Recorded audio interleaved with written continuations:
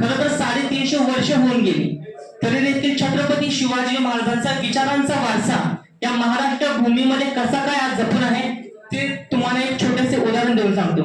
काल परवाचीच गोष्ट आहे. मी सुद्धा पुण्यामध्येच काम करतो. माझं सुद्धा काम पुण्यामध्ये जास्त करून असतं. त्यामुळे तिथलीच एक छोटीशी घटना ही मला अधोरेखित झाली, त्यामुळे तो मी तुम्हाला इथे प्रसंग सांगू इच्छितो. खरं तर साधारण पुणे शहरापेक्षा तिथे स्थायिक होणारे जास्त लोक हे बाहेरच्या गावाचे असतात. म्हणजे सांगली, कोल्हापूर किंवा महाराष्ट्र बाहेरच्या राज्यातले परप्रांतीय लोक सुद्धा तिथे असतात. आणि तसेच एक परप्रांतीय स्त्री पुणे या शहरात होती. पुणे शहरात ती साधारण जॉबच करत होती. जॉब करत करत ती स्वतःच्या पायावरती उभी राहिली. परत जॉब हा साधारण तुम्हाला माहितीच आहे, रात्रीच टायमिंग असतं, कधी कधी लेट क्लोजिंग असतं, क्लायंट्स मीटिंग असतात, या बऱ्याच गोष्टी असतात.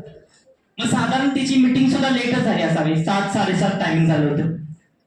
आणि 7:30-8 टायमिंग झाले असताना ट्रॅफिकमुळे ह्या सगळ्या गोष्टींमुळे तिला साधारण वेळ झाला. आणि तिला घरी जात असताना एक 10-11 हा टायमिंग झाला. 10-11 टायमिंग झाला असताना तिला वाटेमध्ये एक असा रस्ता गाठ पडला जिथे पाठीमागं पण कोण नाही, पुढे मागं पण कोण नाही आणि कुठेच नाही. त्यामुळे ती थोडीशी चालताना डगमगत होती. अशी ती चालत होती. मग चालत पुढे गेली आणि पाठीमागं बघते तर काय, 4-5 माणसं तिच्या पाठीमागं तळ घेऊन बसलेले आहेत. 4-5 माणसं ती जशी पुढे जाईल तशी ती पाठीमागे येत होती. मग ती स्त्री सैरावल्या पळत सुटली. ते सुद्धा माणसे आहेत, ते सुद्धा मोठ्या ताकदीने तिच्या पाठीमागं पळू लागली. ती फिरली, इकडे पळली तिकडे पळली, किती जरी पळली तर ती माणसं तिच्या पाठीमागं लागू लागली. तिला काही समजेना, ती पळत सुटली. तिला काही समजेना करायचं तर नाही बघाय. मग पळत जाताना तिला एक घराचा दरवाजा उघडा दिसला. आणि घराचा उघडा दरवाजा दिसला तिने स्वतः ती दरवाजाच्या घराच्या आत गेली आणि स्वतः तिने दरवाजा बंद करून घेतला. आता असं कोण करेल काय, घराचा दरवाजा एक मोकळा दिसला आणि स्वतः तिने दरवाजा बंद करून घेतला, ते सुरक्षित होईल काय? आणि पाठीमागे अगोदरच 4-5 अनोळखी लोक लागले आणि आत कोण असतील ते सुद्धा माहिती नाही.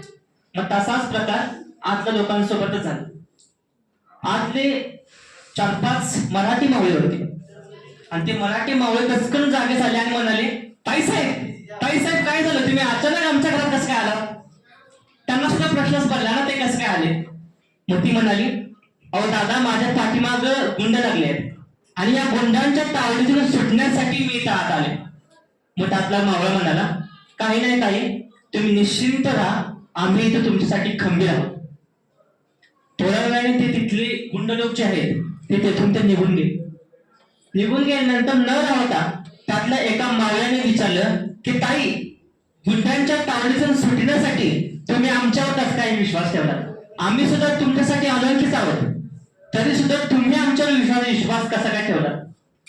तर ती परप्रांतीय हिंदी स्त्री न राहता एका क्षणात उत्तरली की मी आत येते वेळी खिडकीतून डोकावून पाहिलं तर इथे छत्रपती शिवाजी महाराजांचा फोटो होता. आणि ज्या घरात छत्रपती शिवाजी महाराजांचा फोटो किंवा पुतळा असतो तिथे कधीही स्त्रीवरती अन्याय केला जात नाही. ही सर्वात महत्वाची गोष्ट.